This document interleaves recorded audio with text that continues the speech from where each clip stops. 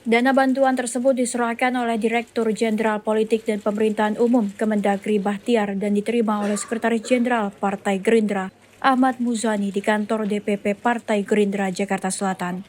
Dalam pidatonya, Muzani menyampaikan rasa bersyukur atas dukungan negara dalam membantu operasional partai, di mana pada tahun 2024 Partai Gerindra mendapat bantuan anggaran senilai 18,213 miliar rupiah untuk pendidikan politik dan sekretariat. Dan pada tahun 2025 ini mendapatkan bantuan anggaran senilai 20,71 miliar rupiah. Sekretaris Jenderal Partai Gerindra Ahmad Muzani memastikan Partai Gerindra akan selalu bertanggung jawab atas bantuan yang diberikan pemerintah sesuai audit dari Badan Pemeriksa Keuangan. Selama 9 tahun telah memberikan predikat wajar tanpa pengecualian kepada Partai Gerindra.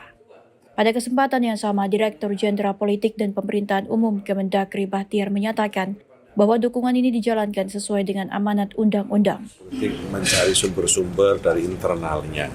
Harapan kami sebagai partai yang menjadi sumber kepemimpinan bagi pemimpin bangsa pada masa depan, partai negara bisa memikirkan lebih lagi tentang sumber-sumber dana bagi partai politik agar partai politik bisa memiliki sumber dana yang dapat dipertanggungjawabkan secara akuntabilitas. Misalnya, apakah mungkin partai diizinkan untuk memiliki badan usaha partai? Badan usaha partai menurut undang-undang sekarang ini tidak dimungkinkan atau bagian yang dilarang partai politik berbisnis. Nah, jika hal tersebut dimungkinkan, tentu saja itu bisa menjadi harapan partai politik untuk mencari sumber-sumber pendanaan bagi kegiatan internal.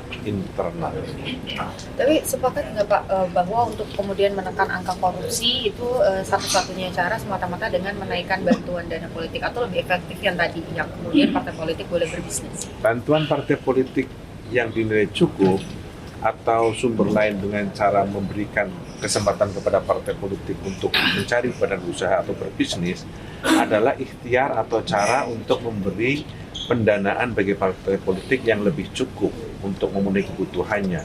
Pertanyaannya adalah apakah itu bisa memberi jaminan bagi turunnya angka penyalahgunaan keuangan bagi partai politik atau korupsi? Tentu saja semua ikhtiar harus dilakukan. Apa itu semua ikhtiar? Penyalahgunaan harus dihukum, tetapi sumber yang menjadi penyebab dari penyalahgunaan itu juga harus dicari solusi. Sehingga maksud saya adalah dari Jakarta, Sena Sairus Teofandi, Berita Nasional TV.